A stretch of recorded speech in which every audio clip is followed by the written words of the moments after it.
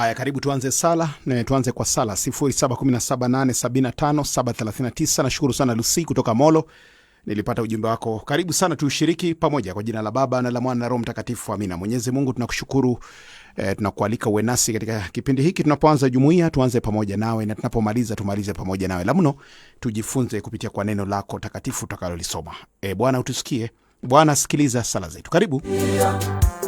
Baba na mama, mjiunge kwenye jumuiya, nanyi vijana na watoto mshiriki. Hello Radio Amani. Hello Radio Amani. Ngome ya nyumbani. Tumsifu Yesu Kristo. Daima na milele. Amina. Kwa jina la Baba, Mwana, Roho Mtakatifu. Amina. Mungu Baba Mwenyezi, tunakushukuru kwa kipaji cha uhai, kutuumba sisi wanadamu na kutupa mamlaka hapa duniani. Mungu, ulituumba sisi wanadamu, ukasema tutawale miti, wanyama na vyote vinavyotambaa, vinavyoruka na vyote vilivyoko katika maji. Ukatuambia tutawale kila kiumbe kwa sababu Mungu unatupenda. Kweli wakati tulipolete dhambi ilipoingia kwa mwanadamu, hakika haukutuacha bure. Ulijitoa we mwenyewe, ukajifanya kuwa mwanadamu, ukafa hata kifo cha msalaba, kusudi tu upate kutuokoa. Hatuna budi kutubu dhambi zetu jioni hii ya leo, na kusema Mwenyezi Mungu uturehemu sawa sawa na fadhili zako. Kwa sababu kwa ufufuko wako Baba tumepata uzima. Kwa ufufuko wako Mungu wetu tunapata ujasiri hata wa kuweza kulieneza neno hili. Tupe Roho wako Mtakatifu aweze kutulinda, aingie katika mioyo yetu, haswa sana tunapoelekea sikukuu hii ya Roho Mtakatifu, tupate kujazwa daima, ili Roho huyu apate kutuongoza na kutuangazia daima. Wakubali wale wote ambao watakaosoma, wale watakaosali, aliye studioni na Jimbo Katoliki la Nakuru, tukimwombea pia na baba askofu wetu, mapadre na wote ambao wanaleta neno karibu na sisi, tuweze kufikiana katika ufalme wako wa mbinguni. Utubariki wakati huu, utuongoze saa hizi, utulinde Mungu wetu, na utujaze na neema zako. Utubariki wote, na wale ambao hawana muombezi, na wale ambao ni wagonjwa Baba, haswa sana wale tumeahidi sala zetu. Kumbuka yale yote wanayoyataka uweze kuyatimizia kwa njia ya Kristo Bwana wetu. Amina. Amina. Atukuzwe Mungu Baba, Mwana na Roho Mtakatifu, kama mwanzo, sasa na siku zote za milele. Amina. na Mungu Mwenyezi awe nasi kwa jina la Baba, Mwana na Roho Mtakatifu. Amina. Mtakatifu Teresia wa Kalkuta, tuombee. Asante. Thank you. Jumuiya ndogo ndogo, jumuiya ndogo ndogo ni kanisa. Wimbo sasa unamaliza mwaka moja, ikifika tarehe 26 tangu lipo lonjiwa rasmi. Utakuwa ni mwaka moja tangu kulonjiwa rasmi. Hello Radio Amani. Hello, mambo vipi? Hello. Hello. Halo, tumsifu Yesu Kristo. Daima na milele. Amina. Ni Faith kutoka Njoro. Karibu Faith. Na tuombe. Kwa jina la Baba na Mwana na Roho Mtakatifu. Amina. Mungu tunakuomba utusaidie. Mwathani Ngai wetu twerehe mbere yaku. Mwathani Ngai wetu tugigũcokeria ngatho nĩ gũtindanĩtie na ithuĩ mũthenya wa ũmũthĩ. Mwathani nĩ kũrĩ ingĩ mekwenda gũtinda Mwathani na matinatinda. Mwathani Ngai witũ, Mwathani ona arĩa megũthoma injili yaku theru, Mwathani ũmahe hekima na ũmahe ujuzi. Mwathani mamenye ũrĩa mareka. Mwathani Ngai witũ, reke twĩkage ũndũ kwa hinya waku. Mwathani Ngai witũ, no ti kwa hinya witũ. Mwathani Ngai witũ, Mwathani ndahoera ona arĩa menjera, arĩa manyitetwo nĩ ũndũ wa mehia mao, na arĩa manyitetwo nĩ ũndũ wa mehia matarĩ mao. Mwathani ũmaiguĩre tha. Mwathani Ngai witũ, na macoke kwĩrira, macoke kuma kũndũ kũu. Mwathani Ngai witũ, ndahoera arwaru othe me mathibitarĩ-inĩ ona arĩa me mĩciĩ-inĩ. Mwathani ũmateithie macoke kũhona na macoke gũcokerera wĩra wao. Mwathani Ngai witũ, Mwathani ndahoya na macio manini, yugaga Mwathani twagũthaitha ũtũigue. Atukuzwe Baba na Mwana na Roho Mtakatifu, kama mwanzo na sasa na siku zote na milele milele. Amina. kwa jina la Baba na la Mwana na la Roho Mtakatifu. Amina. Amina. Asante. Faith kutoka Njoro 07. Baba na mama mjiunge kwenye jumuiya, nanyi vijana na watoto mshiriki jumuiya. Baba na mama mjiunge kwenye jumuiya, nanyi vijana na watoto mshiriki jumuiya.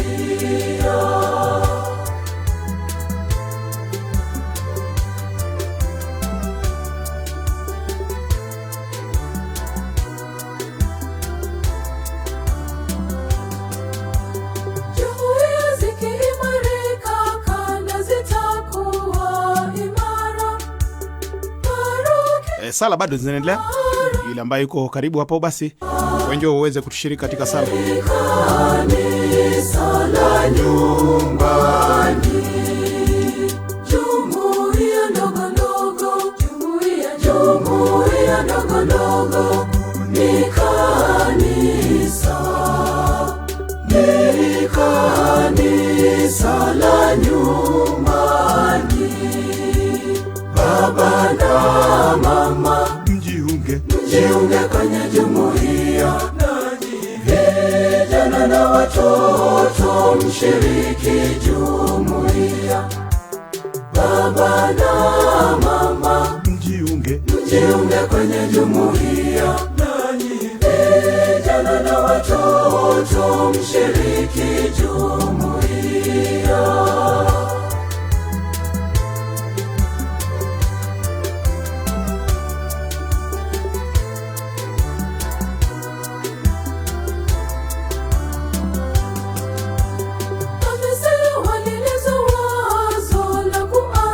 Hello Radio Vanilo. Tuombe. Kwa sawa? Kwa jina la Baba, Mwana na Roho Mtakatifu. Amina. Amina. Baba, tunasema ni asante. Umetulinda tangu asubuhi hadi tumefika wakati huu. Ona tumefika masaa ya kwenda kujifundisha kwa jumuiya. Uwe kiongozi wetu, tufungulie akili zetu na roho zetu, tukupokee kivyema. Mungu tusikie. Mungu sikiliza sala zetu.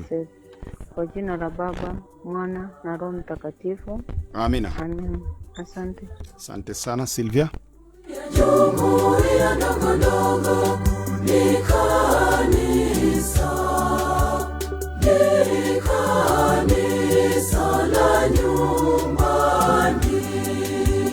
Baba na mama mjiunge kwenye jumuiya, nanyi vijana na watoto mshiriki jumuiya. Baba na mama mjiunge kwenye jumuiya. Hello Radio Amani. Msisha tumsifu Yesu Kristo. Daima na milele amina. Na tuombe kwa jina la Baba, Mwana na Roho Mtakatifu. Amina. Amina. Mungu Baba mwenyezi, twaja mbele zako tukikushukuru Mungu wetu, umetulinda tangia asubuhi hadi saa hii. Tuko salama salimini. Pokea sifa na shukrani zetu. Mungu Baba mwenyezi, tunapoanza jumuiya yetu hii ya Radio Amani, uwe pamoja nasi Mungu wetu, hata wale watakao soma neno. Mungu Baba mwenyezi wasaidie. Mungu Baba mwenyezi wape nguvu. Mungu Baba mwenyezi hata wale wote watakao tafakari neno lako. Mungu Baba mwenyezi wajalia hekima yako. Mungu Baba mwenyezi, Mungu Baba mwenyezi tunakuomba uwe mwanzo na mwisho mwenyekiti katika jumuiya hii yetu ya Radio Amani. Na Mungu utusikie. Mungu sikiliza sala zetu. Sala zetu kwa jina la Baba, Mwana na Roho Mtakatifu. Amina. Asante. Asante na karibu sana. Asante. Ndogo ndogo, jumuiya ndogo ndogo ni kanisa la nyumbani. Baba. Hello Radio Amani. Tuamini tuombe kwa jina la Baba, Mwana na Roho Mtakatifu. Amina. Baba, katika jina la Yesu, siku mwema twaja kwako tukisema ni asante sababu umetuwezesha tumeshinda vyema mchana yote. Tunapokuja kwako usiku mwema, tunakuja kwako tukiomba msamaha yale yote yenye tumeweza kunena mabaya. Baba, uweze kutusamea. tunaweka wanenaji wote wa siku ya leo wanapoenda kutunenea kwa ajili ya jumuiya yetu ya siku ya leo mkononi mwako. Wape nguvu, wape hekima, ili naye wazidi kutusomea tuweze kushirikiana kwa pamoja. Tunaweka mwenzetu Mzito katika studio anapoendelea kutuhudumia. Baba, umpe nguvu, umpe hekima, na zaidi ya hayo anyenyekee kwako kila wakati kama mtumishi wako, nasi tumuunge mkono kwa kuungana naye kila wakati kwa ajili ya neno lako. Tunapoanza jumuiya yetu tuanze pamoja, tutapomaliza tumalize pamoja na wewe. Baba, tunapoingia katika kutafakari, kusoma yale yote tutanena siku ya leo, Baba, ikuwe ni manufaa kwako. Na ni katika jina la Yesu Kristo mkombozi wetu. Bwana utusikie, Bwana sikiliza sala zetu. Ni Henry Ochieng kutoka Nakuru West, St. Philip. Asante Henry, thank you. Haya, wale wanatusomea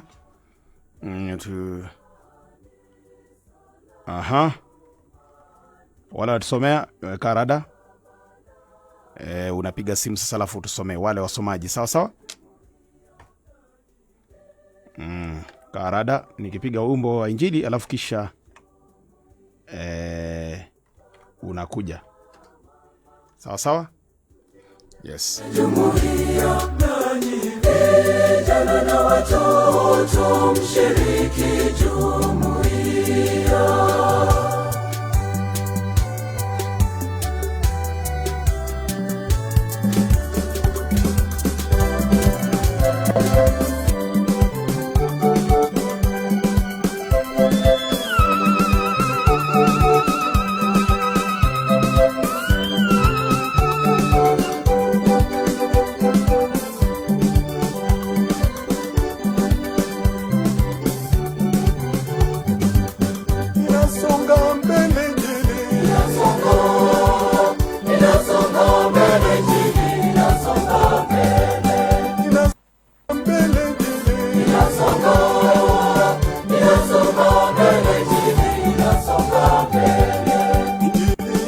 Amani inasonga mbele, inasonga mbele.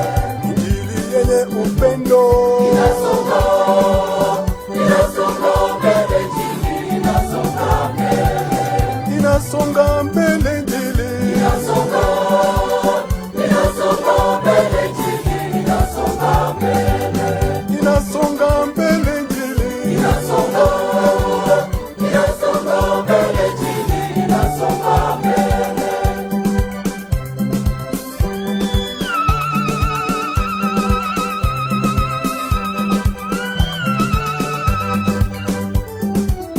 kwa mama inasonga mbele, inasonga mbele. kwa wazee inasonga mbele, inasonga mbele. Inasonga mbele, Injili inasonga mbele, inasonga mbele. Inasonga mbele, Injili inasonga mbele, inasonga mbele. Mambo vipi leo? Mambo sawa. Yes, karibu sana. Nasoma Injili ya Yohane 20 kuanzia 19 hadi 23. Haya. Ikawa jioni siku ile ya kwanza ya juma, pale walipokuwapo wanafunzi, milango imefungwa kwa hofu ya Wayahudi. Akaja Yesu akasimama katikati, akawaambia, amani iwe kwenu. Naye akiisha kusema hayo, akawaonyesha mikono yake na ubavu wake.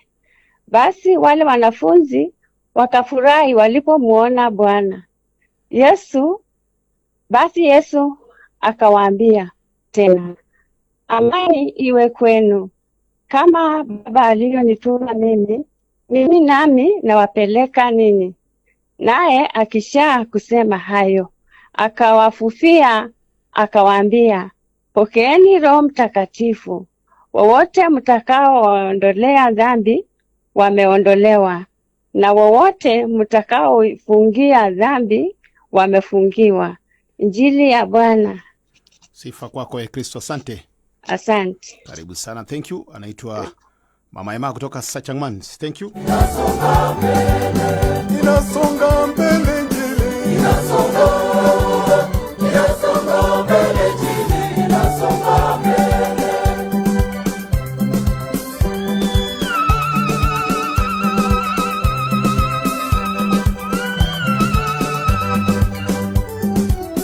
Kwa wamama inasonga. Inasonga mbele Injili. Inasonga mbele. Kwa wazee inasonga. Inasonga mbele Injili. Inasonga mbele. Inasonga mbele Injili. Inasonga mbele Injili. Inasonga mbele. Inasonga mbele Injili. Inasonga mbele Injili. Inasonga mbele.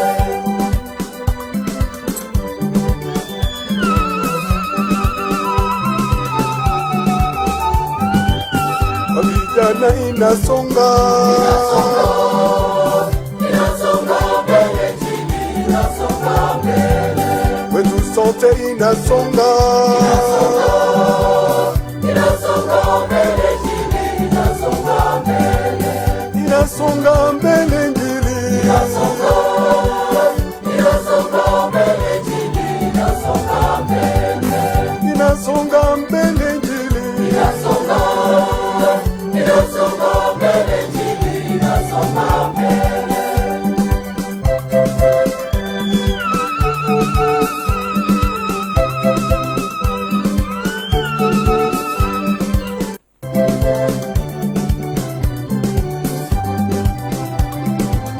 Injili inafariji. Inasonga mbele Injili. Inasonga mbele. Injili inadumisha. Inasonga mbele Injili. Inasonga mbele. Inasonga mbele Injili. Inasonga mbele Injili. Inasonga mbele. Inasonga mbele Injili. Inasonga mbele Injili. Inasonga mbele.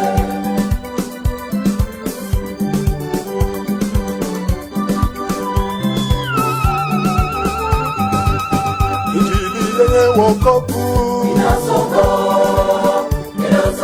mbele Injili. Inasonga mbele. Injili yenye ushindi.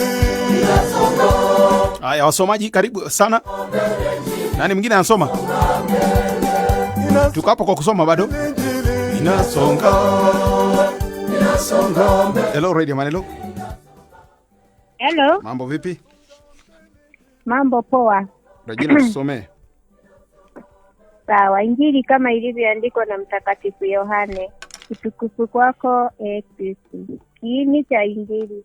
Yesu anawatokea wanafunzi wake. Ilikuwa jioni ya siku hiyo ya Jumapili.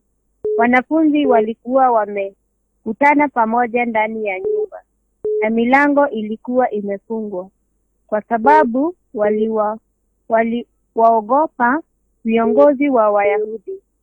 Basi Yesu akaja akasimama kati yao, akawaambia, amani kwenu. Alipokwisha sema hayo, akawaonyesha mikono yake na ubavu wake. Basi hao wanafunzi wakafurahi mno kamwona Bwana. Yesu akawaambia tena, amani kwenu. Kama vile Baba alivyonituma mimi, nami nawatuma ninyi. Alipokwisha sema hayo, akawapulizia na kuwaombea, pokeeni Roho Mtakatifu. Mkiwaondolea watu dhambi zao, wameondolewa.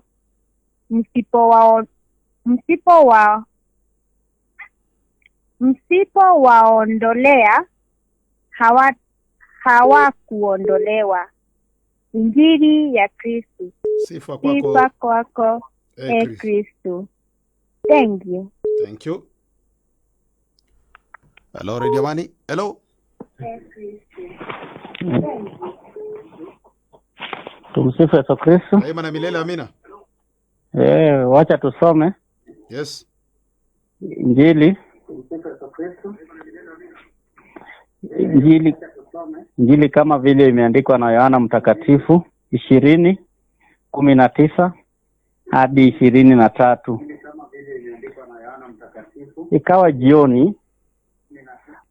Ikawa jioni siku ile ya kwanza ya juma, pale walipokuwapo wanafunzi, mlango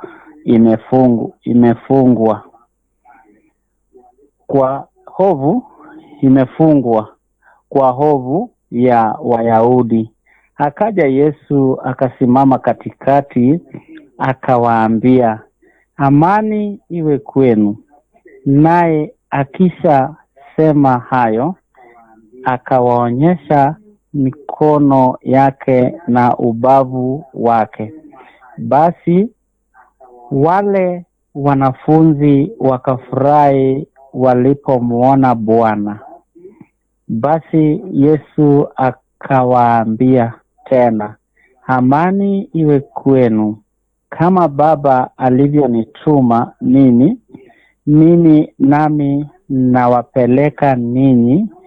Naye akisha kusema hayo, akawavuvia, akawaambia, pokeeni Roho Mtakatifu. Wote mtakao waondolea dhambi wameondolewa, na wote mtakao wafungia dhambi wamefungiwa. Neno la Bwana. Sifa kwako Kristo. Kwako. Ni Henry Ochieng kutoka Kaptembwa. Asante sana Henry. 0717-875-739 ngome nyumbani. Nashukuru sana Henry. Ametusomea hapo. Nani mwingine atusomee? Hello Radio Amani, leo mambo vipi leo? Hello. Hello. Mambo vipi? Poa sana. Karibu. Nasoma John 20 verse 19 to 23. On the evening of that first day of the week, when the disciples were together with the doors locked for fear of the Jews, Jesus came and stood among them and said, Peace be with you. After he said this, he showed them his hands and side. The disciples were overjoyed when they saw the Lord. Again, Jesus said, Peace be with you. As the Father has sent me, I am sending you. And with that he breathed on them and said, Receive the Holy Spirit. If you forgive anyone his sins, they are forgiven. If you do not forgive them, they are not forgiven. The name of the Lord. Thanks be to God. Asante sana. Aya, naitwa Sylvia. Asante. 0717-875-739. Haya. Pate wa mwisho leo Radio Amani leo. Hello. Mambo vipi? Poa. Niko tusomee. Nitasoma John chapter 20 verse 19 to 23. On the evening of that day, the first day of the week, the door being shut where the disciples were, for fear of the Jews. Jesus came and stood among them and said to them, "Peace be with you." When he had said this, he showed them his hands and his side. Then the disciples were glad when they saw the Lord. Jesus said to them again, "Peace be with you. As the Father has sent me, even so I sent you." And when he had said this, he breathed on them and said to them, "Receive the Holy Spirit. If you forgive the sins of any, they are forgiven. If you retain the sins of any, they are retained." The Gospel of the Lord. Thanks be to God. Nico was in Jesus. Asante sana Nico. Haya. Amode haya 0717 875 739. Ngoma nyumbani. Hello Radio Man, hello. Hello. Yes, Aman Radio. Mambo vipi? Wacha kwanza nisime radio. Yes. Mimi ni James. Martin. Nchiri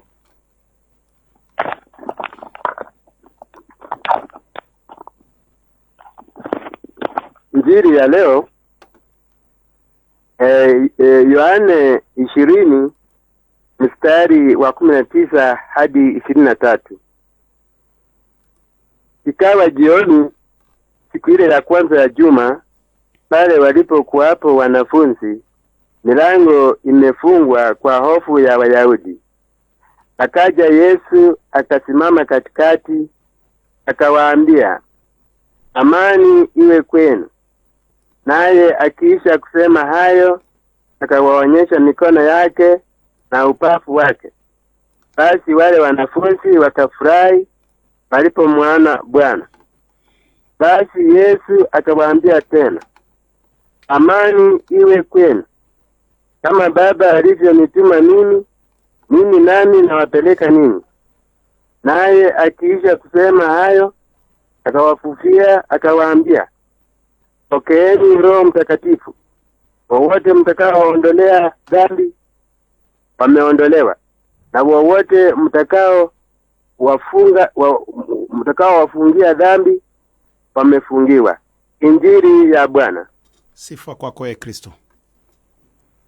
Asante. Anaitwa nani huyu? Anaitwa James kutoka Kreta. Asante. Pate wimbo. Kuna mwingine anataka kusoma. Acha nimpe nafasi. Hello Radio Man, hello. Hello Radio Man. Ngoma nyumbani.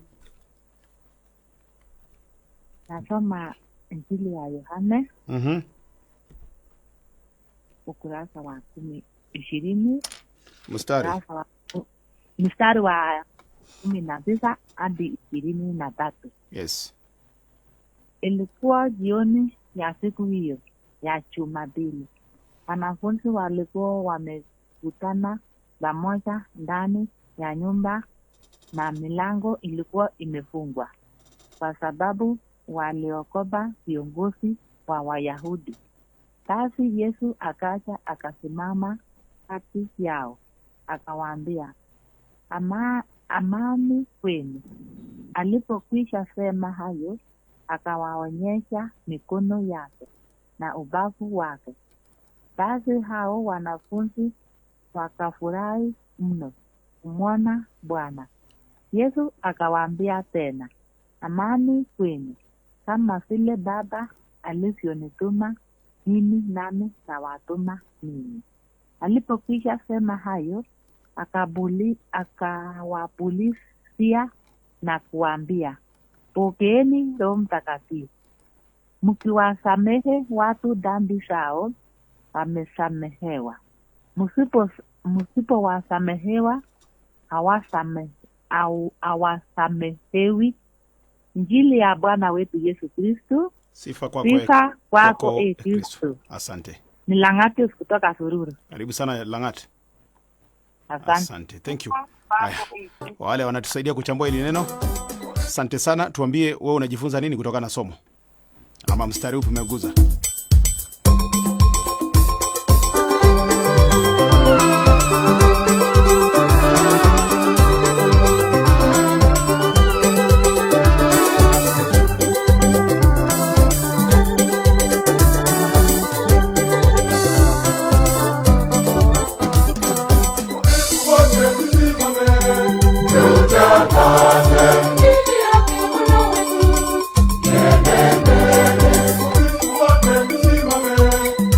tutangaze injili yake Bwana wetu.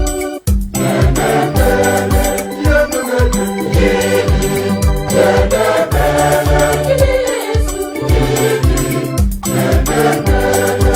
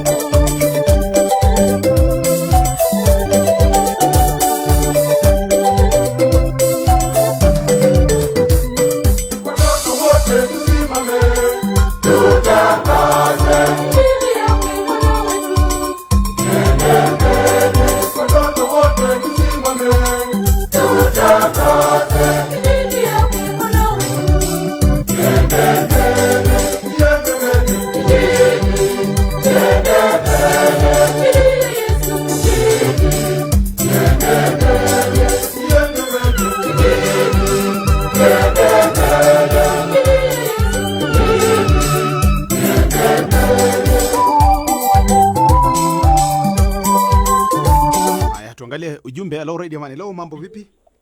Tumsifu Yesu Kristo. Daima na milele, amina. Huyu ni Kilpat Kigen. Kigen, karibu.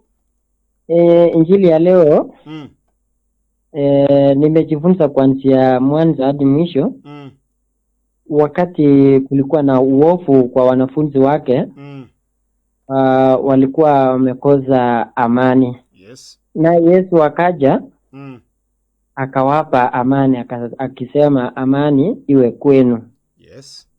Akishamaliza kuwapa amani,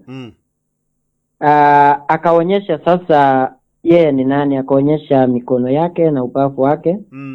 Hao wanafunzi wakapata kufurahi kwa sababu wamemuona yule anayeleta amani ni yule alikuwa amepoteza, ndio akawa na hiyo uovu. Na akishamaliza akamwambia tena amani iwe kwenu, kama Papa alivyomtuma yeye, naye anatutuma sisi bado pia. Tuweze kupokea hiyo roho ituongoze. Na akatupokeza hiyo roho iweze kukaa nazi, kwa sababu tunasikia injili ambayo tulisoma Jumapili iliyopita, tuachia Roho Mtakatifu. Yes. Na hiyo Roho Mtakatifu ambaye ametufundisha ndio ikae nazi. Alafu tukumbuke ya kwamba yeye hiyo ubavu ambayo alituonyesha na mkono ilikuwa juu ya dhambi zetu. Sasa hiyo dhambi zetu akatufundisha kwamba sisi hata ingawa watu wametutendea, tukumbuke kuwasamehe. Na wakati tutakavyo wasamea, tunasamehewa pia huko mbinguni. Yes. Maana amemalizia mwisho akisema wowote mtakaye waondolea dhambi wameondolewa, na wowote mtakao fungia dhambi wamefungiwa. Sasa wakati tuko hapa tukifunja mioyo zetu, tusiwasamehe waliotukosea, pia sisi tumejikataza huko kusamehewa, na tutakavyo wasamehe tutasamehewa pia huko mbinguni. Tumsifu Yesu Kristo. Daima na milele, amina. Asante. Asante sana Kigen. Thank you so much Kigen, ameeleza vizuri mtazamo wake huo. Nani mwingine? 0717-875-739 Ngome Nyumbani. Wewe umesikia nini? Hello Radio Amani Law. Halo Mzito. Mambo vipi? Salama sana. Karibu. Asanti. Katika injili ya leo tumepata kuelezewa yaliyo mengi na mazuri kwetu. Naam. Na tukapata msaada kwake Yesu Kristo. Yes. Wakati Kristo alipokuja, alikuta wanafunzi wake walikuwa wamejifungia kwa sababu walikuwa na hofu ya Wayahudi. Na sasa alipofika, aliwatia moyo na kuwavuvia. Na akawaambia, pokeeni Roho Mtakatifu. Wowote mtakayewaondolea dhambi wameondolewa. Yeyote mtakayemfungia dhambi amefungiwa. Kwa kumaanisha hivi, alituachia sakramenti ya kitubio. Yes. Kwani pale tukisema ni kusameheana sisi kwa sisi nasi tusamehewe, nafikiria hiyo tunaipata katika sala ya Baba yetu uliye mbinguni, ile inatuambia kwamba utusamehe dhambi zetu kama tunavyowasamehe na sisi waliotukosea. Kwa hivyo pale kusameheana ni katika ile sala, lakini hapa msamaha ambao umeachwa ni sakramenti ya kitubio. Aliwapa wale nguvu na akawapa Roho Mtakatifu na akawaambia, wowote mtakayemwondolea dhambi ameondolewa. Wowote mtakayemfungia dhambi amefungiwa. Kumbuka alikuweko na Petro mwana wa Yohana alipomuita, ambaye ni mwanzilishi wa kanisa. Akamwambia Petro mwana wa Yohana, unanipenda? Kama wanipenda, chunga kondoo zangu. Na akamwachia kifunguo. Kwa kumpa Petro kifunguo pia alimwambia, chochote utakachofunga duniani kimefungwa mbinguni, utakachofungua pia kimefunguliwa mbinguni. Hii ni amri iliyopatiwa Baba Mtakatifu wa kwanza, Petro wa kwanza, ili aweze mambo yale yote unaona, tuseme kwa mfano yale yote Baba Mtakatifu anayopitisha, anayoidhinisha, hakika ni neno kutoka mbinguni. Kwa hivyo sisi tunajivunia haswa sana kuwa Wakatoliki kwa sababu communication na yale yote ambayo Kristo alituachia ni direct. Sisi naye Mwenyezi Mungu, Kristo ambaye alitufia msalabani, na pia mama yetu aliyesema ndio ili tuweze kukombolewa. Angekataa hatungeweza kupata mkombozi. Kwa hivyo najivunia haswa sana kwa Mkatoliki kwa ajili ya mafumbo matakatifu pia yale ambayo Kristo aliyetuachia Alhamisi Kuu, kwamba fanyeni hivi kwa kunikumbuka mimi. Kwa hivyo mafumbo mengi na mambo mengi ambayo tunaadhimisha ni kwa ajili ya kumkumbuka. Hivyo somo hili la Jumapili inayokuja ambayo ndio tumesoma leo ni kuhusu sakramenti takatifu ya kitubio, upatanisho wetu naye Mwenyezi Mungu. Hivyo walipata mamlaka ya kuweza kutuondolea dhambi, na wanapotuondolea, na ndio maana tukiondolewa dhambi huwa tunajihisi fresh na tunasikia kweli Mwenyezi Mungu yuko pamoja nasi. Kama ulikuwa mchafu ukioga, unasikia kweli sasa uko fresh. Hivyo ndio Kristo alituachia wakati huo. Nahimiza kwamba ni sakramenti ya kitubio. Tumsifu Yesu Kristo. Daima na milele, amen. Unakaa katekista? Ni sawa, nimefurahia venye umeeleza kuhusu sakramenti ya kitubio. Nimefurahi sana. Asante. Ndio hiyo sasa. Maelezo mazuri sana. Asante. Imeeleweka na imekubalika. Asante. Amina. Thank you.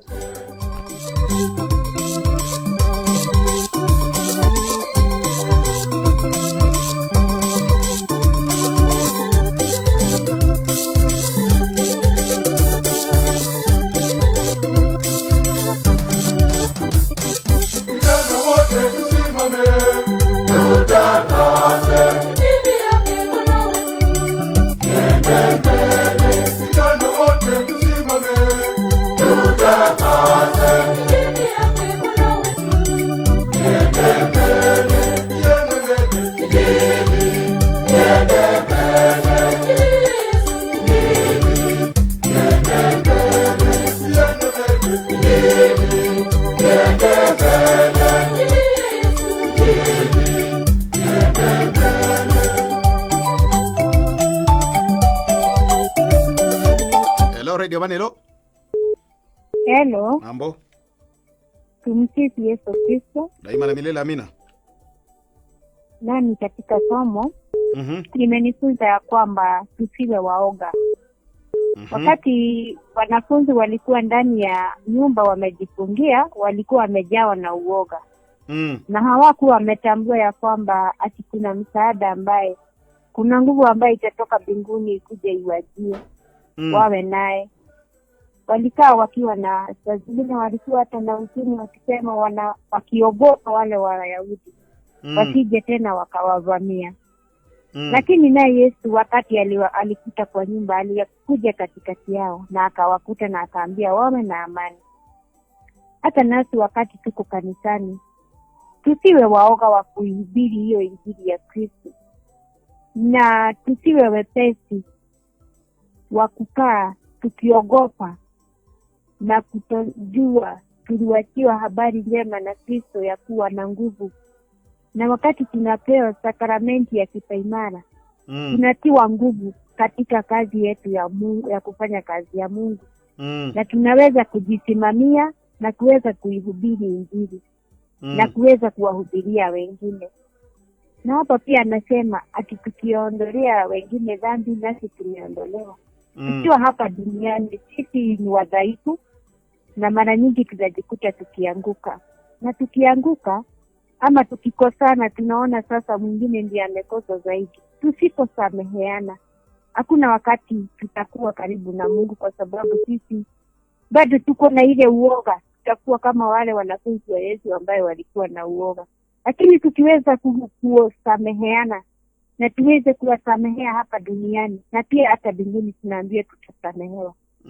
Na tuwe na nguvu, kwa sababu Kristo alituachia Roho Mtakatifu aweze kutuongoza kwa kila jambo. Na pia hapo anasema wakati ametuachia nguvu, tuko na hekima ya kipekee, kwa sababu atatuongoza akituonesha ubaya na vizuri. Tumsifu Yesu Kristo. Daima na milele, amina. Asante Gongoi. Gongoi missing. Thank you kwa maelezo mazuri sana. Naitwa Regina kutoka Baraka Molo. Nafurahishwa sana venye mnaeleza. 0717875739. Nani mwingine yuko kwenye line? Hello Radio Manelo. Mambo vipi leo? Hello? Hello? Yes. Mimi katika hiyo neno imenifundisha tusiwe na uoga hata tukiwa kwa, unajua hii makanisa ingine inasemanga sisi wakatoliki atuokoki ama atupati Roho Mtakatifu. Sasa ikanifundisha, ikaniambia hata nikiwa kwa hizo makundi zingine nisiwe na uoga hata kidogo, niwe nikimkiri Yesu Kristo. Juu anasema usipomkiri ukiwa hapa duniani atakukana hata uko mbinguni. Kwa hivyo tusiwe na uoga na tuwe tunaamini ya kwamba tunajazwa na Roho Mtakatifu. Kama vile wanafunzi walikuwa katika nyumba wakiogopa Wayahudi, Yesu akawatokea akawaambia msiogope, amani iwe kwenu, nitawapulizia Roho Mtakatifu.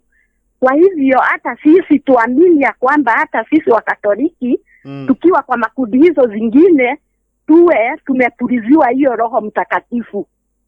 Hiyo neno ndio imenifundisha. Kwa hivyo tusiwe na uoga. Tuwe wajasiri na tuwe watu wakuwa hata sisi tuko na nguvu ya kuamini Mungu ako pamoja na sisi. Tumsifu Yesu Kristo. Daima na milele, amina. Ni Faith kutoka Njoro. Faith, leo mmekula nini?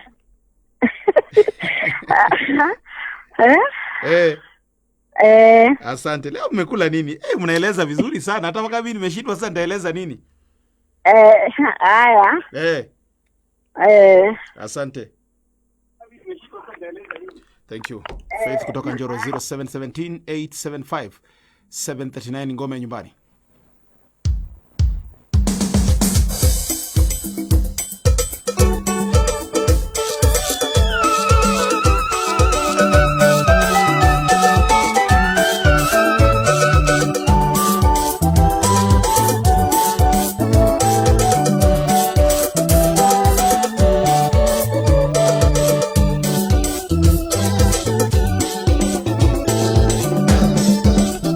Hello Radio Amani ngome nyumbani? Amani Radio. Mambo vipi? Hapo mimi James wa St. Martin. Hapa injili ya leo imenikumbusha kuhusu utume wa Yesu. Vile Yesu alisema mahali kwingine kwamba sikukuja kufanya mapenzi yangu ila kufanya mapenzi ya Baba yangu aliyenituma. Na sasa Yesu huyu hapa tunaona kuna umoja wa hao wanafunzi, walikuwa na umoja ambao Yesu alikuwa amewaweka wawe na umoja. Na pia wanafunzi wake walikuwa na upendo. Watu hawawezi kuwa kwa kikundi hivi kama hawana upendo. Kwa hivyo haya ni kitu ya maana sana. Pia hapa kuhusu amani, Yesu anaambia wanafunzi wake amani iwe kwenu. Amani ni ya muhimu sana sana katika kanisa na pia hata katika nchi. Kama sasa tunaelekea mambo ya kampeni na uchaguzi, tuombe sana ili tuwe na amani kanisani mwetu, tuwe na amani katika nchi yetu. Na pia hapa wakati Yesu alionekana kwa wanafunzi wake wakafurahi. Kwa hivyo Yesu anapokuja kwetu, anapotutembelea tunakuwa na furaha. Alafu tena hapa Yesu anawapokesha Roho Mtakatifu wanafunzi wake.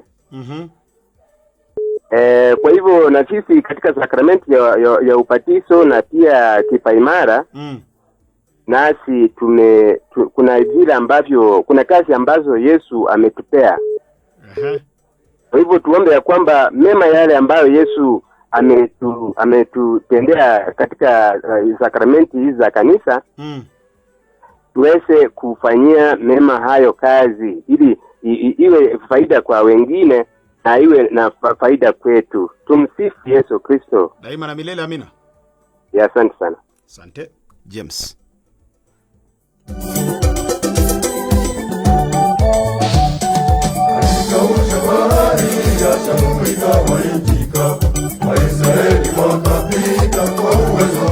Hello Radio Amani. Tumsifu Yesu Kristo.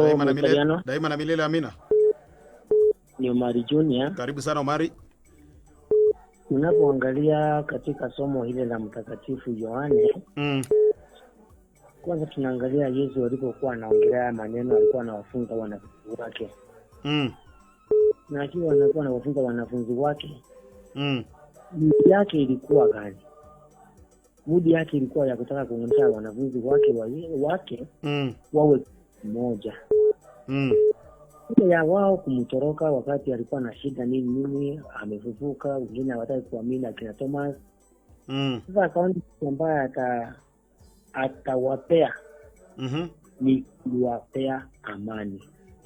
Amani ni njia moja ya kuwaleta pamoja. Wakati Yesu huleta amani. hata katika hofu ya matatizo Yesu huleta utulivu wa moyo. Unaona? Yaani, kwa ufufuko wa Yesu tunaona ni kweli. Kwa kuonyesha majeraha yake ili kulithibitisha ya kuwa yeye alishurutishwa na kufufuka. Beatrice hao waweze kuamini ya kwamba katika ufufuko ni yeye mwenyewe. Yeye mwenyewe. Ndio Wakristo wawe na utume. Wakati Yesu anasema wanafunzi wake kueneza injili duniani, amewapatia baraka yote. Na kupatia ufahamu ni kupitia kwa Roho Mtakatifu ambaye anawapatia iwe nguvu ya waumini. Roho Mtakatifu waumini hekima, ujasiri na nguvu na kutumikia Mwenyezi Mungu. Ndio maana alikuwa anawaambia wanafunzi wake na kwamba nawapeni nini? Pokeeni Roho Mtakatifu. Unapoangalia katika hivi kuna kipengele kinaongea juu ya msamaha wa dhambi. Yesu alitoa mamlaka kusamehe dhambi. Jambo lililoonekana katika sakramenti ya kitubio katika kanisa Katoliki. Unaona? Katika somo hili maisha yetu tunatumia wapi? Maisha yetu kama Wakristo wa Katoliki. Hili somo linatuambia kwamba tusikate tamaa tunapokuwa na hofu kama wanafunzi wake. Then tuwe wachumbe wa amani na upendo. Mimi Omari, mdomo wangu uweze kueneza mambo ya upendo. Mdomo wangu uweze kutoa maneno ambao ya kuleta amani. Yes. Na tuombe Roho Mtakatifu atuongoze kila siku. Tujifunze kusamehe wengine pia sisi sote. Ndio atilisi akina mashabiki wote ambao tuko na wao. Tumejifunza kusamehe wengine au sisi ni Wakristo wa mtakatifu jumuiya ya St. Teresa katikati lakini kwa mdomo. Sisi kutoka ndani tuweze kuomba Roho Mtakatifu aweze kutuonyesha jinsi ya kusamehe wengine. Bwana Yesu asifiwe. Amina. Sawa katekisa. Hello Radio Awadi. Mambo vipi? Tumsifu Yesu Kristo. Daima na milele amina. Hata na mimi naona wenzetu wamechangia sana zaidi ya hiyo, wacha niongezee kidogo. Katika Injili ya Yohana Mtakatifu leo imetufunza kitu ya kwanza tusio waoga. Kitu ya pili tuwe waaminifu kwa kila jambo kama Wakristo. Ya tatu ni kwamba tuweze kuwa watu wa msamaha. Ili naye tuweze kusamea wengine waondolee dhambi, sababu Yesu Kristo anatufunza kwamba wowote mtakao waondolea dhambi katika dunia hii watakuwa wameondolewa, lakini wowote watakao wamewafungia dhambi katika dunia hii watakuwa wamefungiwa. Ni sababu ya nini? Mungu Mwenyezi alikuwa Mungu wa huruma, Mungu wa upendo, Mungu wa mwaminifu. Nasi tumekaa tukijifungia watu kila wakati. Marcelino, wewe tumekuwa na wewe Holy Cross unapoanza kutuchezea hii piano hapa Holy Cross. Wakati wowote tunapokutana katika uimbaji wa Holy Cross kwa kwaya, unaona saa zingine tunapatana tunapitana kwa maneno kwa nini, lakini unapata mpaka leo hii bado nimeshikia ndugu Marcelino maneno kidogo katika rohoni mwangu iwezi kupeleka mahali. Leo hii tunafunzwa kwamba tuweze kuwa watu wa kuondolea wenzetu dhambi ili waweze kufunguka, Mungu naye aweze kuwafanyia nini? Kuwafanyia mema kila wakati. Yesu Kristo anakuja kwetu leo hii akitufunza kwamba yale yote yananena pamoja nasi ni Baba ndiye amemtuma kutoka kule juu mbinguni. Akuja atufunze hizo jambo na sisi naye tupate chanzo ya kufunza wengine. Ukienda katika hii Yohana katika Jumapili yenye imepita ilikuwa natufunza kwamba kiini ya somo ilikuwa nasema kwamba Yesu Roho Mtakatifu wanafunzi walikuwa wametumwa alikuwa ametumwa kwa wanafunzi. Sasa tukajiuliza kwamba nani huyo alikuwa ametumwa kwa wanafunzi? Mwingine anasema Yesu Kristo, mwingine anasema Mungu, mwingine anasema Roho Mtakatifu. Lakini tunapoangalia katika Biblia inatuambia Roho Mtakatifu na Mungu na Yesu ilikuwa ni kitu kimoja. Yes. Sababu Roho Mtakatifu inafanya kazi pamoja na Yesu Kristo pamoja na Mungu. So Mungu anatupenda, ndio anatutumia Yesu Kristo aendelee kutufunza tuweze kukua na mabadiliko katika ubinadamu wetu, tuweze kubadilika na tuweze kuondolea wenzetu dhambi, tuweze kufunguka tukiwa dunia hii. Naye tukitoka dunia hii tukienda kusherekea kule mbinguni, tuende kusherekea na wenzetu ambapo tulikuwa nao dunia hii wenye tumewaondolea dhambi, tusije tukawafungia ili naye wasisherekee maisha ya mbinguni. Tukiwa katika dunia hii tuweze kupendana na tuweze kuamini kwamba Yesu Kristo alituweza kutumwa kati yetu ili aweze kutuondolea dhambi na sisi naye tuweze kuondolea wengine. Sababu katika hiyo Biblia Jumapili inatuambia ya kwamba Yesu Kristo alituambia kwamba kuna mamlaka yote ya dunia hii na ya huku dunia na ukule mbinguni, na ametumwa na Baba. Baba ni nani? Ni huyu Mungu mwenyewe. Ametuunganisha sisi wote, nasi tuendelee kufuata maagizo ya Yesu Kristo, sababu ametumwa kati yetu na Mungu ili aendelee kutuokoa. Sababu unapoangalia maselino za zingine anaibika na maombi ya Kikatoliki kufanya tu ishara ya msalaba katika hoteli, ameenda kukula kitu kidogo, anaibika na ishara ya msalaba. Lakini leo hii tunafunzwa mimi niweze kufuata maagizo ya Yesu Kristo, nisiaibike na maombi yangu kama Mkatoliki. Licha ya hayo niweze kuamini kwamba tuliweza kuondolewa dhambi, na sisi tuendelee kufuata maagizo, tuondolee wengine. Asante sana, muweze kubarikiwa. Wanaridi Amani wote waweze kubarikiwa. Ni Henry Ochieng kutoka Kaptembwa. Asante. Thank you, Henry. Haya. Henry Ochieng ndio huyo. Mzee Nguru anasema nimeguzwa sana na baada ya kutokea wanafunzi wake mlango ukiwa umefungwa akaonyesha mikono yake. Akaonyesha mikono yake akasema amani kwenu iwe kwenu, na pokeeni Roho Mtakatifu na juu ya kuondolea watu dhambi. A good one. Thank you. Nashukuru. Haya.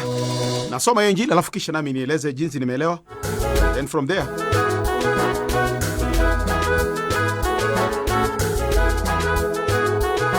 tumalize. Lestina Mdenda akishirikisha kwa hii ya Milimani.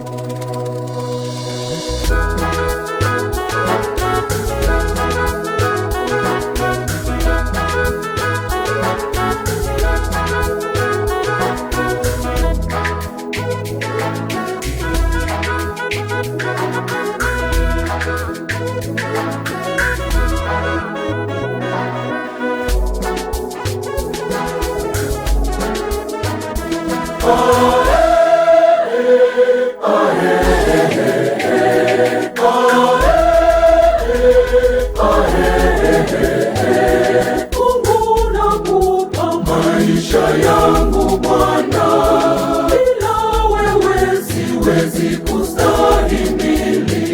Naomba Bwana unipe uvumilivu, hata nikikosa leo na ngoja kesho.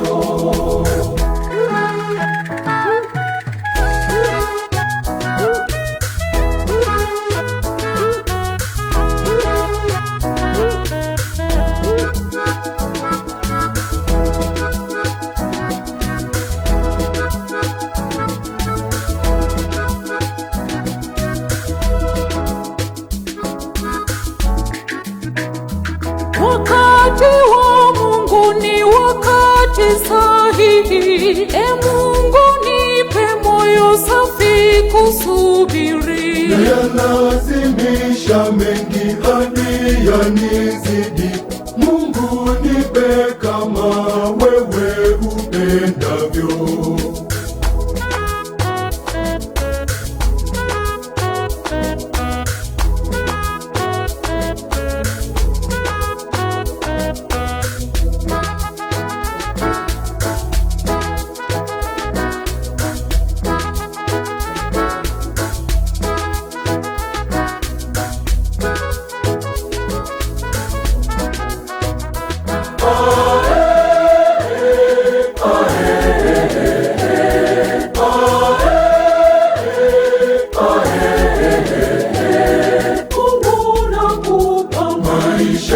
langu Bwana, bila wewe siwezi kustahimili. Naomba Bwana unipe uvumilivu, hata nikikosa leo na ngoja kesho. Somo la Injili kama ilivyoandikwa na Yohane 20:19-23. Jioni ya siku ile ya kwanza ya juma, alikuja Yesu akasimama katikati, ingawa milango ya chumba walimokaa wafuasi ilikuwa imefungwa kwa kuogopa Wayahudi. Akawaambia, amani na iwe nanyi. Baada ya maneno hayo, akawaonyesha mikono yake na ubavu wake. Wafuasi wake wakafurahi walipomwona Bwana. Yesu akawaambia mara ya pili, amani iwe nanyi. Kama Baba alivyonituma mimi, nami nawatuma ninyi. Baada ya maneno hayo akawapulizia, akawaambia, pokeeni Roho Mtakatifu. Wote mtakaoondolea dhambi wameondolewa, wote mtakaofungia dhambi wamefungiwa. Injili ya Bwana. Sifa kwako Kristo. Hii injili inaonyesha chimbuko la sakramenti ya kitubio, jinsi Grace Neema alivyoeleza hapa. Kwa hivyo mara nyingi watu wale wasio wa imani ya Katoliki wanasema kwamba nyinyi wa Katoliki huwa mnaenda kwa padri kuomba msamaha. Mnaenda kuomba msamaha kwa padri. Lakini hapa, this is the genesis of that sacrament of penance. Hapa John 20:19-23, kwamba yoyote mtakayefungia dhambi amefungiwa, na yoyote mtakayeondolewa ameondolewa. Hawa ni mitume wake. So hawa mitume walioko wakati huo ni kina nani sasa? Ni hawa watumishi. Kwa hivyo kile wanafanya ni yale tu yapo kwenye Biblia. Kwa hivyo udhibitisho ndio. Na pia tukumbuke kwamba siku ya Jumapili itakuwa ni siku ya Pentecost. Kabla sijaingia kwenye injili hiyo kiundani kidogo, itakuwa ni siku ya Pentecost. Na tunaposema Pentecost inamaanisha kwamba ni siku ambayo Wakristo hukumbuka kushuka kwa Roho Mtakatifu juu ya mitume na wanafunzi wa Yesu, kama ilivyoandikwa katika Matendo ya Mitume mlango wa 2 mstari wa 1 hadi 11. Na siku hii inaadhimishwa siku 50 baada ya Pasaka. Kwa hivyo tangu tusherekee Pasaka, ile ufuko tulikuwa tunasherekea siku ya 50, sasa ndio tunasherekea Pentecost, na pia huitwa siku ya kuzaliwa kwa kanisa, yani the baptism of the church, kwa sababu ndipo mitume walipopata ujasiri wa kuhubiri injili kwa mataifa. Maanake walipewa Roho Mtakatifu ambaye Kristo alikuwa ameahidi. Mambo muhimu kuhusu siku hii, jambo la kwanza ni Roho Mtakatifu aliwashukia mitume kwa mfano wa ndimi za moto. Very important.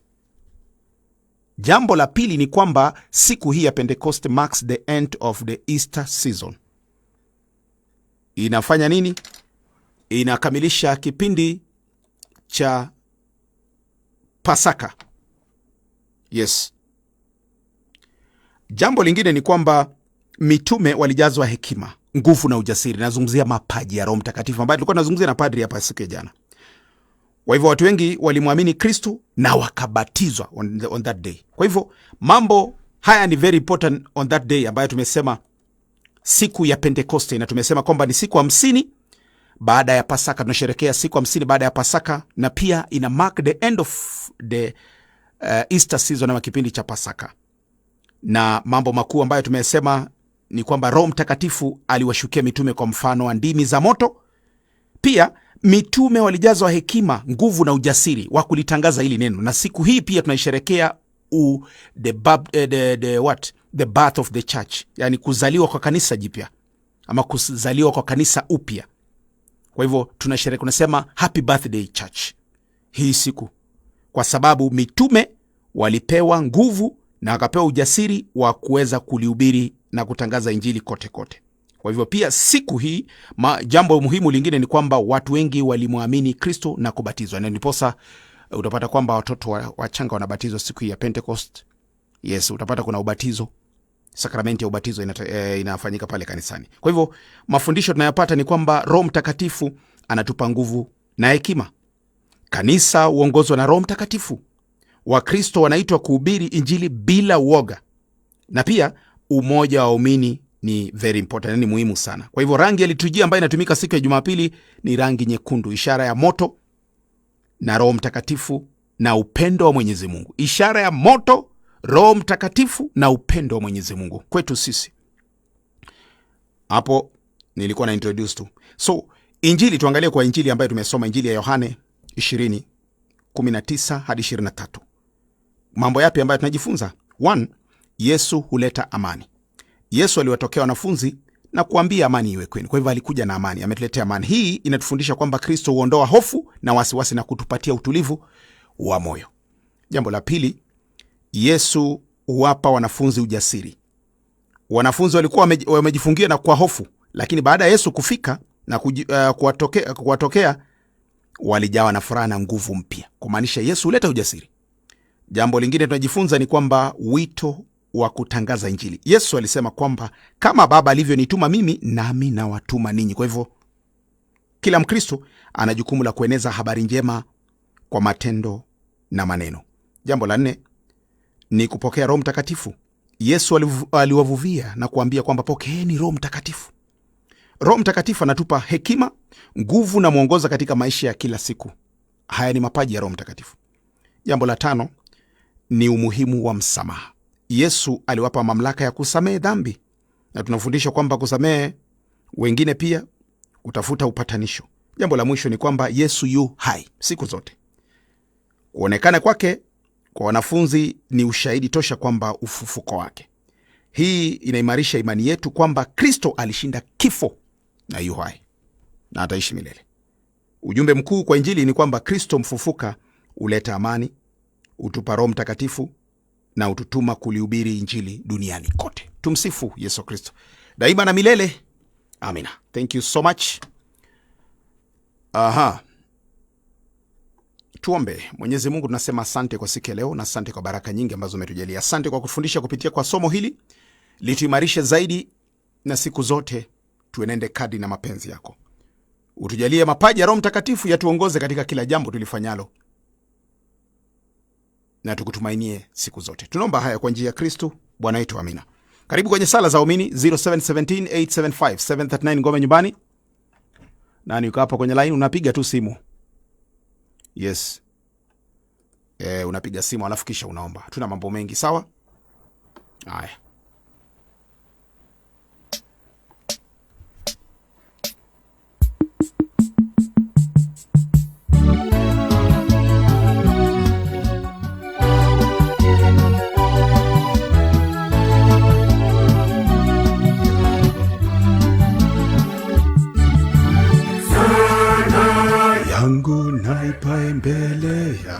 Hello Radio Man. Hello Amani Radio. Ume nyumbani? Salama sana. Tuombe kwa jina la Baba, Mwana, Roho Mtakatifu. Amina. Asante Baba, tumekwisha pokea neno lako. Tunakusihi sana huyu Roho apate kutuongoza tuweze kuishi katika yote ambayo tumeweza kuyapata. Baba, ni asanti kwa mema yote. Umetupa kila kitu kupitia kwa injili yako takatifu. Umetufundisha mienendo mizuri kupitia kwa neno lako. Roho Mtakatifu aliwashukia mitume, hivyo nasi tuombe nguvu ya kueneza injili popote. Kama vile Rozari takatifu inayotuambia kwamba tendo la 3 mafumbo ya mwanga, kwamba Roho Mtakatifu aliwashukia mitume. Ndio wakati huu ambapo tunaelekea. Asante Mungu wetu kwa mambo yote. Baba, we ni mwema. Kwa kila jambo we Mungu ni mwema. Katika mipango yote ambayo umetupangia kama wanadamu, mipango yote ni mema. Nakusihi sana kwa sababu sisi ni wenye dhambi. Kila wakati tunavuruga neema zako. Utujalie tusije tukavuruga hili jambo, tuweze kuishi kama neno lako. Tukizidi kuombea taifa la Kenya, amani itokayo kwako, kama vile ulivyoambia wanafunzi wako, amani kwenu. Tunaomba amani hiyo idumu katika nchi yetu. Utujalie mema yote kwa njia ya Kristo Bwana wetu. Amina. Amina. Kwa jina la Baba, Mwana na Roho Mtakatifu. Amina. Kumbuka kuna wimbo nasema wakava kuna, kama vile Baba alivyonipenda mimi, nipenda mimi nami nilivyowapenda ninyi, kaeni katika pendo langu. Haya, kuna huo, kisha kuna wimbo huu unasema wa Roho Mtakatifu. Imekuwaje tunasikia maneno wanayosema kwa lugha yetu wenyewe. Tumesikia mambo hayo ya Mungu wanayosema kwa lugha yetu wenyewe. Wao ni wa Galilaya, nasi ni wa makabila ya kutoka nchi mbalimbali duniani. Ina maana gani? Linashangaza jambo hilo. Wacha tu. Hizo nyimbo mbili ujue vile tutapelekana masaa haya. Asante. Thank you. Wakati wa sala, Mungu Mwenyezi Utatu Mtakatifu, tunakuombea ujaze na Roho Mtakatifu tunapoipokea siku zote, tuweze kuishi kadri na maandiko matakatifu siku zote. Bwana utusikie, Bwana sikiliza sala zetu. Anaitwa Nicola Radio Manelo. Tumsifu Yesu Kristo. Daima na milele, amina. Tuombe kwa jina la Baba, Mwana na Roho Mtakatifu. Amina. Mungu Baba Mwenyezi, tunaja mbele yako kurudisha shukrani kwako Mungu Mwenyezi, tangu ulinzi wako ambao umetulinda tangu mwanzo ya siku ya leo hadi jioni na siku ya leo, ambao umetuzawadi kwa zawadi yako ya kimwili na kiafya katika kwetu. Umetujalia tuanze jumuiya, tunaendelea na jumuiya, tumepata kusoma na tumepata kusikiliza neno lako Mungu Mwenyezi na tumetafakari. Naomba hiyo tafakari Mungu Mwenyezi ambao tumepata kupitia kila mmoja wetu iweze kutujenga, iweze kukaa nasi na tuweze kuishika na kuilinda imani yetu Mungu Mwenyezi. Umtume Roho Mtakatifu tuongoze. Naombea Mungu Baba Mwenyezi wale wote waliosikiliza hili neno na wale walikosa kusikiliza Mungu Mwenyezi, jaza Roho Mtakatifu aweze kuishika na aweze kuongozwa na hiyo Roho Mtakatifu. Naombea wote Mungu Baba Mwenyezi waliotoka safari mbalimbali wakielekea makao zao, wale wote wamechelewa na wale wote wamefika, Mungu Mwenyezi jalia neema. Wale Mungu Baba Mwenyezi wanaokaa katika kazi ya usiku, hasa msimamizi wetu wa Radio Amani wa usiku, Mungu Baba Mwenyezi mzito, uongoze Mungu Baba Mwenyezi atakavyo maliza hii kipindi ya kanisa ndogo ndogo, Mungu Mwenyezi atakavyo rudi nyumbani, uweze uongoze na Roho Mtakatifu apate kurudi wakiwa salama. Na wale walinzi wote wanaokaa usiku yote, Mungu Baba Mwenyezi uongoze na Roho Mtakatifu iwe kuwa ulinzi ambao analinda nchi yetu, iwe inatoka kwako. Naombea wagonjwa mbalimbali changamoto ya maisha na ya kimwili, waongoze na ufariji. Waliofiwa na watu wao, umpe Roho Mungu Baba Mwenyezi, umpe Mungu Baba Mwenyezi kitulizo kwako. Naomba Mungu Baba Mwenyezi yale yote tunayo katika mioyoni mwetu, iwapo tumelitaja na yale yote ambao tumekosa kulitaja, ikuje kwako na uipokee na kutuwezesha kwa njia ya Kristo Bwana wetu. Tunaomba tukisema Mungu sikiliza Mungu sala zetu. Kwa jina la Baba, Mwana na Roho Mtakatifu.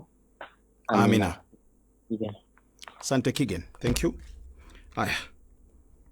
Ani mwingine kapo tumalizie sala 0717875739 ngome nyumbani. Talk to me.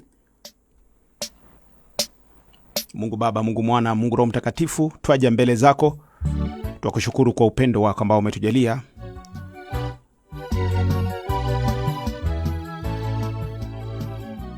Mkuu juu ya asante kwa injili ya siku ya leo. Tunakushukuru kwa Roho Mtakatifu atuongoze vema kwa njia ya Kristo Bwana wetu. Amina. Aliyemfariji wetu, amina. Anaitwa Eunice kutoka pia Velo Radio Amani. Hello. Hello. Mambo poa. Tuombe. Kwa jina la Baba na la Mwana na la Roho Mtakatifu. Amina. Baba, tunakushukuru kwa ajili ya siku hii ya leo, zaidi na wakati huu, wakati umetufikisha katika neno lako ambalo linazidi kutusaidia katika safari ya ulimwengu huu. Unatupa matumaini na ili tuweze kukaa tukikutambua. Tunakushukuru kwa ajili ya mema yote umetutendea. Tunakushukuru kwa neno lako takatifu ambalo umetuambia tusiweze kuwa na uoga, tukijiweka chini ya ulinzi wako na kukuomba na hekima yako, utazidi kutuongoza na hatutapoteza matumaini. Hatuwezi kusahau wagonjwa wote walioko hospitalini hata manyumbani. Zaidi tukimkabidhi Obiori mkononi mwako uweze kumponya. Ya Mungu utusikie. Mungu sikiliza sala zetu. Kwa jina la Baba, Mwana na la Roho Mtakatifu. Amina. Asante. Asante sana. Thank you.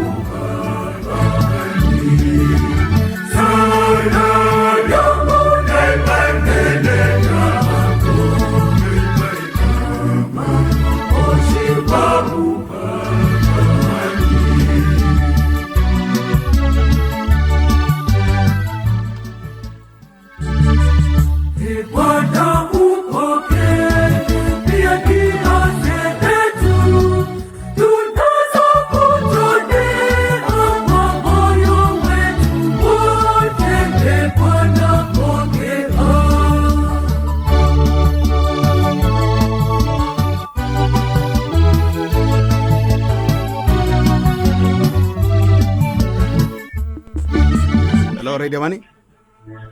Hello. Mambo vipi? Tumsifu Yesu Kristo. Daima na milele, amina. Tuweze kuomba kwa jina la Baba, Mwana na Roho Mtakatifu, amina. Amina. Baba, katika jina la Yesu tuwashukuru kwa inua jina lako, sababu tulipoanza jumuiya yetu tulianza pamoja na wewe. Wakati tunapomaliza Baba, tunajiweka chini ulinzi wako mtakatifu. Yale yote yenye tumeweza kusomewa na yale yenye tumeweza kuyanena na yale yote yenye tumeweza kuyasikia miongoni mwetu, Baba, iweze kukua manufaa kwetu, na utupe nguvu ili naye tuyashike na itusaidie katika maisha yetu. Naye Baba Mwenyezi, tunajiweka mkononi mwako.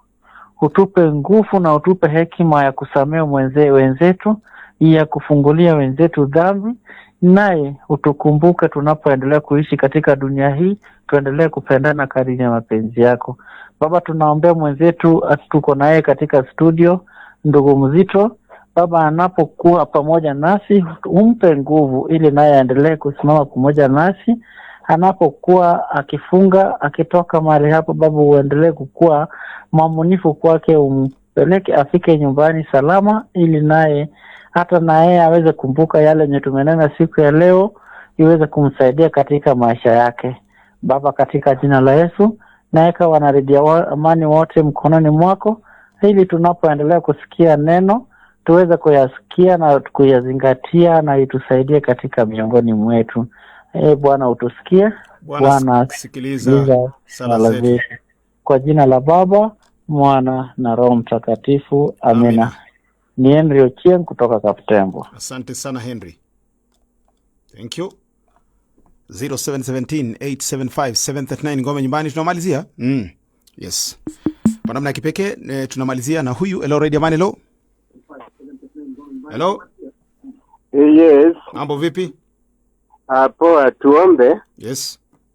Mungu Baba yetu, na kuomba uwalinde watumishi wako, maaskofu, mabadri, makatikista, watawa, Wakristo wako na wahitaji wako. Tunaomba wapate uponyaji na mahitaji mbalimbali. Kwa jina la Baba na la Mwana na la Roho Mtakatifu. Amina. Asante. Thank you. Anaitwa James. Thank you. Haya. Mungu Mwenyezi, tunasema asante. Hizi ni dua zetu tumewasilisha kwako, na pia kwa uaminifu tunaomba Mwenyezi Mungu aweze kutubariki na utulinde usiku, tujalie tuione siku nyingine salama. Hello Radio Amani. Hello, Redemani. Mambo vipi? Ni Rogers kutoka Kaptembo. Karibu Rogers. Haya, tuombe. Baba aliye juu mbinguni, tunashukuru, tunakuinua jina lako.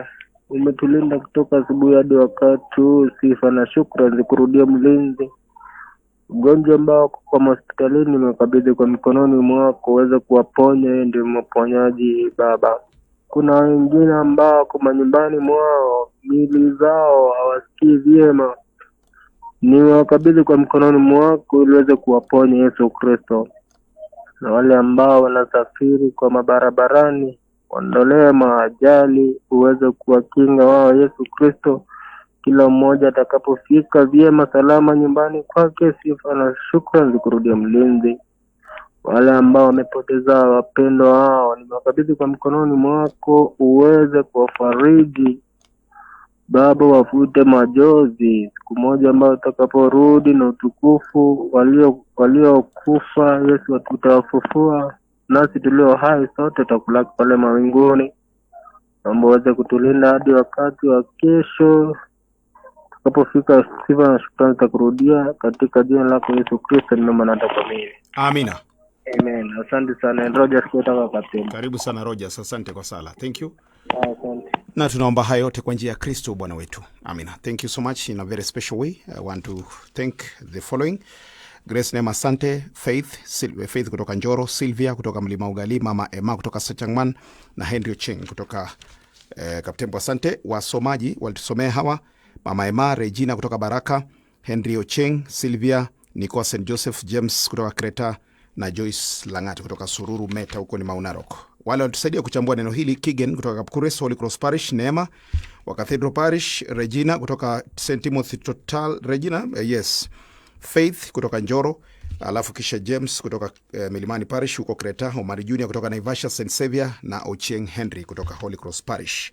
Sala waliotongoza, kuna huyu muungwana anaitwa nani, ameondoka sasa hivi, anaitwa Rogers, vile vile Henry Ochieng, James, Regina, Eunice kutoka Piave, Kigen, Nico wa St. Joseph na Neema Grace. Asanteni sana kwa kutushirikisha katika sala hii, na Mungu Mwenyezi awabariki na walinde. Mimi tupatane siku ya kesho papa hapa, na kuacha na nyimbo za Roho Mtakatifu. Huyo Roho Mtakatifu mfariji. Ite Maselo ukipenda mzito. Great.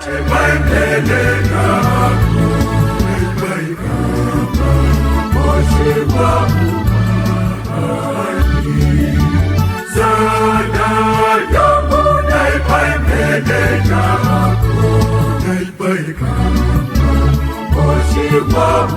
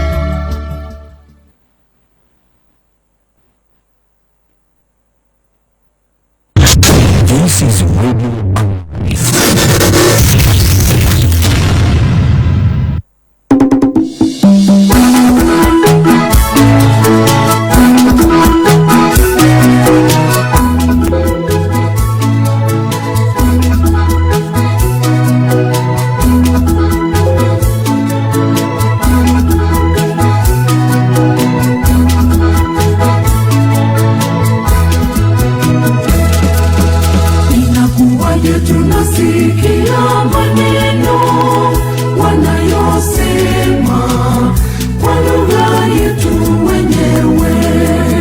Tunasikia mambo hayo ya Mungu wanayosema kwa lugha yetu wenyewe. Wale wa Galilaya nasikia wa makabila ya kutoka nchi mbalimbali. Ina maana gani? Linashangaza jambo hilo. Wale wa Galilaya nasikia wa makabila ya kutoka nchi mbalimbali. Ina maana gani? Linashangaza jambo hilo.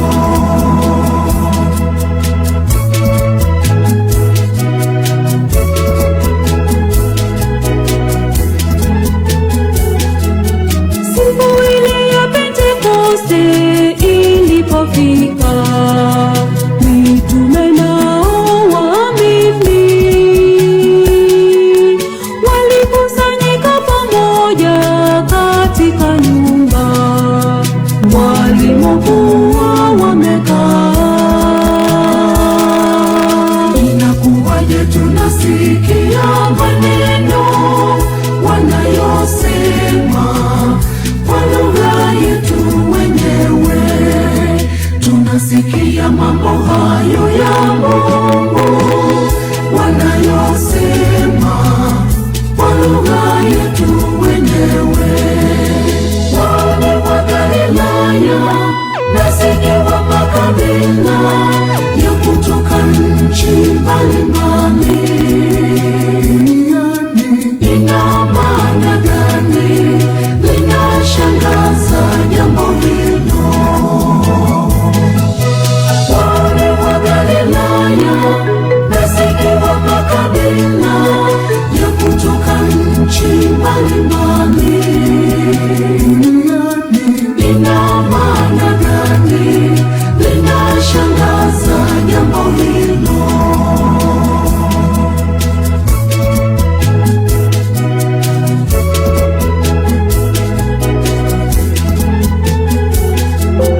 Mara uvumi wa upepo ukasikika, ndimi za moto zikawashukia, wakawa wamejazwa na Roho Mtakatifu na kusema lugha nyingi. Inakuwaje tunasikia maneno wanayosema kwa lugha yetu wenyewe? Tunasikia mambo hayo ya Mungu wanayosema kwa lugha yetu wenyewe. Wale wa Galilaya nasikia wa makabila ya kutoka nchi mbalimbali. Ina maana gani? Linashangaza jambo hilo. Wale wa Galilaya nasikia wa makabila ya kutoka nchi mbalimbali. Ina maana gani? Linashangaza jambo hilo.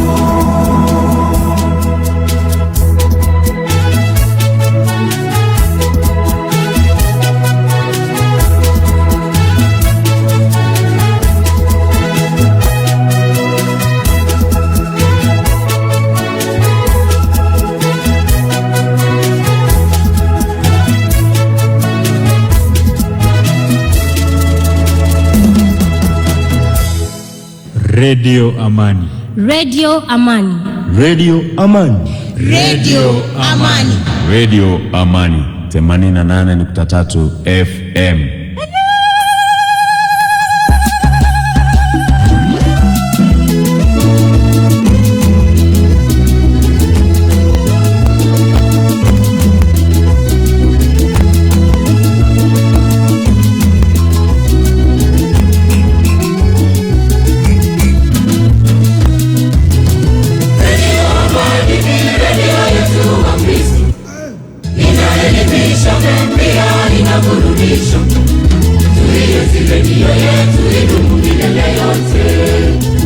kuenea kote, injili isonge mbele. Tuienzi redio yetu idumu milele yote, iweze kuenea kote.